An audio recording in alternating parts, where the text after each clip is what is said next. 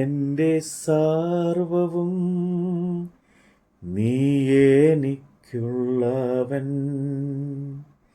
നീ എൻ്റെ സർവവും എല്ലാറ്റിലും. നിൻ ജീവൻ എൻ പേർക്കായി തന്നതിനാൽ നീ എൻ്റെ സർവവും എല്ലാറ്റിലും. നിൻ ജീവൻ എൻ പേർക്കായി തന്നതിനാൽ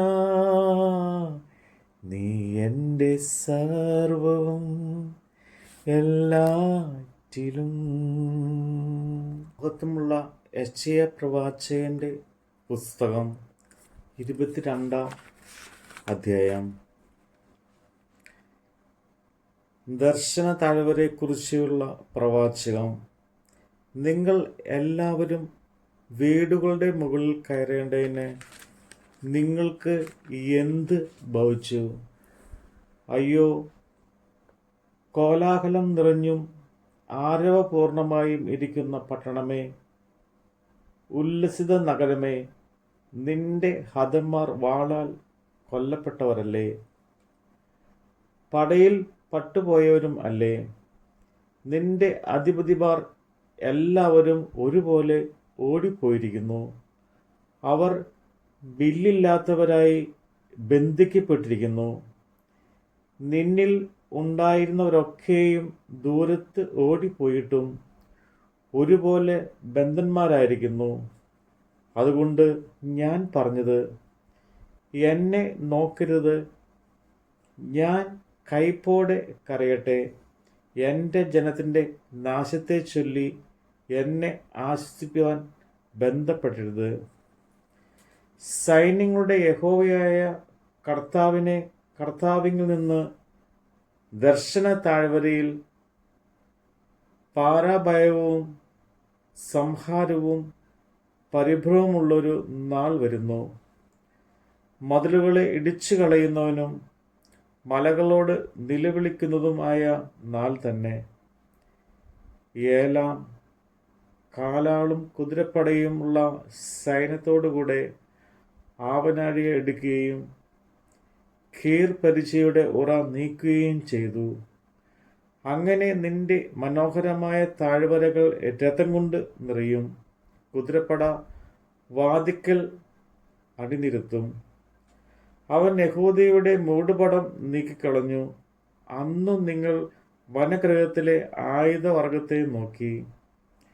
ദാവീദ് നഗരത്തിൻ്റെ ഇടിവുകൾ ജനവധി ഭയം കണ്ടു. അനവധി ഭയന്നുകൊണ്ട് താഴത്തെ കുളത്തിലെ വെള്ളം കെട്ടി നിർത്തി. യെരുശലേമിലെ വീടുകൾ എണ്ണി മതിൽ ഉറപ്പിപ്പാൻ വീടുകളെ പൊളിച്ചു കളഞ്ഞു. പഴയ കുളത്തിലെ വെള്ളം സൂക്ഷിപ്പാൻ 2 മതിലുകളുടെ മധ്യേ ഒരു ജലാശയം ഉണ്ടാക്കി.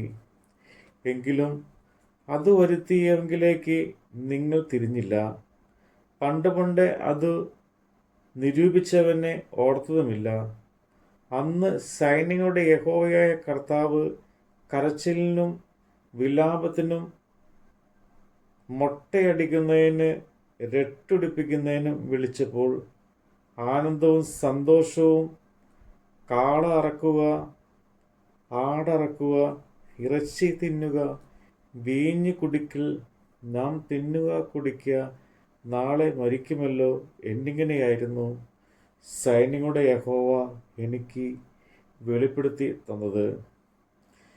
നിങ്ങൾ മരിക്കും വരെ ഈ അകൃത്യം നിങ്ങൾക്ക് മോചിക്കപ്പെടുകയില്ല എന്ന് സൈന്യങ്ങളുടെ യഹോവയായ കർത്താവ് അരുളി ചെയ്യുന്നു. സൈന്യങ്ങളുടെ യഹോവയായ കർത്താവ് ഇപ്രകാരം കൽപ്പിക്കുന്നു: നീ ചെന്ന് ഭണ്ഡാരപതിയും രാജാതി വിചാരകനുമായ ശെബ്നയെ കണ്ട് പറയേണ്ടത്, നീ എന്താകുന്നു ഈ ചെയ്യുന്നത്? നിനക്ക് ഇവിടെ ആരുള്ളൂ? ഇവിടെ നീ കല്ലറ വെട്ടിക്കുന്നത് ആർക്കായിട്ട്? ഉയർന്നൊരു സ്ഥലത്ത് അവൻ തനിക്ക് ഒരു കല്ലറ വെട്ടിക്കുന്നു, പാറയിൽ തനിക്ക് ഒരു പാർപ്പിടം കൊത്തിയുണ്ടാക്കുന്നു. എടോ, നിന്നെ യഹോവ തൂക്കിയെടുത്ത് ചുഴറ്റി എറിഞ്ഞു കളയും. അവൻ നിന്നെ ഒരു പന്ത് പോലെ വിശാലമായൊരു ദേശത്തിലേക്ക് ഉരുട്ടിക്കളയും. നിന്റെ യജമാന്റെ ഗൃഹത്തിൻ്റെ ലജ്ജയായുള്ളവയെ, അവിടെ നീ മരിക്കും. നിന്റെ മഹത്വമുള്ള രഥങ്ങളും അവിടെയാകും. ഞാൻ നിന്നെ നിന്റെ ഉദ്യാനത്തിൽ നിന്ന് നീക്കിക്കളയും. നിന്റെ സ്ഥലത്ത് നിന്ന് അവൻ നിന്നെ പറിച്ചു കളയും. അന്നാളിൽ ഞാൻ ഹിൽക്കിയാവിൻ്റെ മകനായി എൻ്റെ ദാസനായ ഏലിയാക്കീമിനെ വിളിക്കും. അവനെ ഞാൻ നിന്റെ അങ്കി ധരിപ്പിക്കും. നിന്റെ കച്ച കൊണ്ട് അവനെ അരകിട്ടും. നിന്റെ അധികാരം ഞാൻ അവൻ്റെ കയ്യിൽ ഏൽപ്പിക്കും. അവൻ യെരൂശലേം നിവാസികൾക്കും യഹൂദാ ഗൃഹത്തിനും ഒരു അപ്പനായിരിക്കും. ഞാൻ ദാവീദ് ഗൃഹത്തിൻ്റെ താക്കോൽ അവൻ്റെ തോളിൽ വയ്ക്കും. അവൻ തുറന്നാൽ ആരും അടയ്ക്കുകയില്ല, അവൻ അടച്ചാൽ ആരും തുറക്കുകയുമില്ല. ഉറപ്പുള്ള സ്ഥലത്ത് ഒരാണി പോലെ ഞാൻ അവനെ തറയ്ക്കും. അവൻ തൻ്റെ പൃഥുഭവനത്തിൻ്റെ മഹത്വമുള്ളൊരു സിംഹാസനമായിരിക്കും. അവർ അവൻ്റെ മേൽ അവൻ്റെ പൃഥുഭവനത്തിൻ്റെ സകല മഹത്തെയും സന്തതിയെയും പലരെയും കിണ്ണം മുതൽ തുരുത്തി വരെയുള്ള സകലവിധ ചെറുപാത്രങ്ങളെയും തൂക്കിയിടും. അന്നാളിൽ ഉറപ്പുള്ള സ്ഥലത്ത് തറച്ചിരുന്ന ആണി ഇളകിപ്പോകും എന്ന് സൈന്യങ്ങളുടെ യഹോവ അരുളി ചെയ്തു. അത് മറിഞ്ഞു വീഴുകയും അതിന്മേലുള്ള ഭാരം തകർന്നു പോകുകയും ചെയ്യും. യഹോവയല്ലോ അരുളി ചെയ്തിരിക്കുന്നത്. നമ്മുടെ കർത്താവിൻ്റെ വചനമാണ് നമ്മൾ കേട്ടത്. തേനിലും മധുരമാ, തേനിലും മധുരമാ, യേശു ക്രിസ്തു മാധുരമാ. രുചിച്ച് നോക്കി ഞാൻ കർത്തൻ കൃപകളെ, യേശു ക്രിസ്തു മാധുരമാ. രുചിച്ച് നോക്കി ഞാൻ കർത്തൻ കൃപകളെ, യേശു ക്രിസ്തു മാധുരമാ. തേനിലും മധുരമാ, തേനിലും മധുരമാ, യേശു ക്രിസ്തു മാധുരമാ.